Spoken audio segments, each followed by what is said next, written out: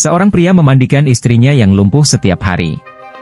Tetapi di hari itu suaminya setelah membuka keran air untuk istrinya, tiba-tiba kakinya terpeleset, kepalanya terbentur dengan keras ke wastafel hingga suaminya jatuh pingsan. Ketika sang istri melihat kejadian tersebut, dia panik karena air tetap mengalir. Sedangkan dirinya tidak dapat bergerak.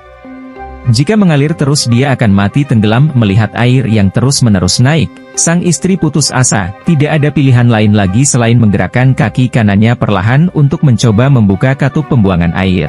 Sambil melihat air yang semakin tinggi akan menutup mulut dan hidungnya.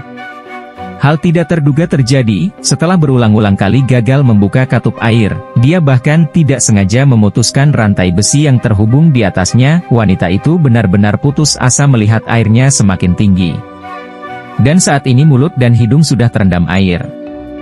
Untuk menyelamatkan dirinya, dia mencoba menggunakan tangan kirinya untuk mencapai pancuran di sebelahnya. Dia mencoba menggerakkan kepala pancuran untuk mengontrol saklar keran, namun dia masih terlalu lambat. Sebelum dia bisa menggerakkan kepala pancuran ke posisi yang cukup, ketinggian air telah menenggelamkan kepalanya sepenuhnya. Dirinya sekarang sudah tenggelam. Pada saat kritis dia tiba-tiba mengerahkan kekuatannya. Meskipun memutar saklar keran memperlambat kecepatan penyimpanan air, nafas yang tersisa di mulutnya hampir habis. Wanita itu dengan cepat merilekskan tubuhnya dan membiarkan kaki kanannya melayang secara alami. Kemudian dia membuka katup pembuangan di bagian bawah dengan kuat. Airnya kini menurun. Setelah terkuras sebagian, kepala wanita itu akhirnya dapat keluar dari air. Mengandalkan keinginan kuatnya untuk bertahan hidup, wanita itu akhirnya menyelamatkan nyawanya. Tapi kemudian dia terkejut saat melalui hal itu. Pengalaman mendekati kematian secara ajaib membuat seluruh tubuhnya sadar. Tanpa diduga, tubuhnya yang telah lumpuh selama 30 tahun terlahir kembali sebagai berkah tersembunyi. Kemudian sang istri pelan-pelan melihat keadaan si suami. Tetapi yang aneh adalah sang suami yang baru saja terjatuh ke tanah tiba-tiba menghilang. Melihat darah di tanah, dia tiba-tiba putus asa. Berpikir bahwa sahabatnya pernah mengatakan bahwa suaminya berselingkuh. Awalnya dia tidak percaya. Tetapi mengapa suaminya harus menyaksikan istrinya sendiri hampir tenggelam?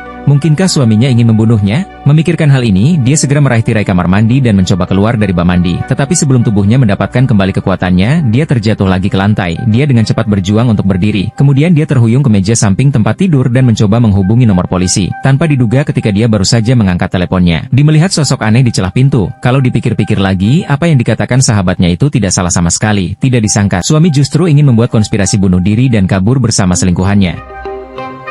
Dia dengan cepat mengambil pecahan kaca dari cermin yang pecah, dan melihat ke arah jendela. Ternyata hanyalah tirai yang bergoyang tertiup angin. Perlahan keluar untuk melihat apa yang sedang dilakukan suaminya. Takut tiba-tiba suami datang membunuhnya.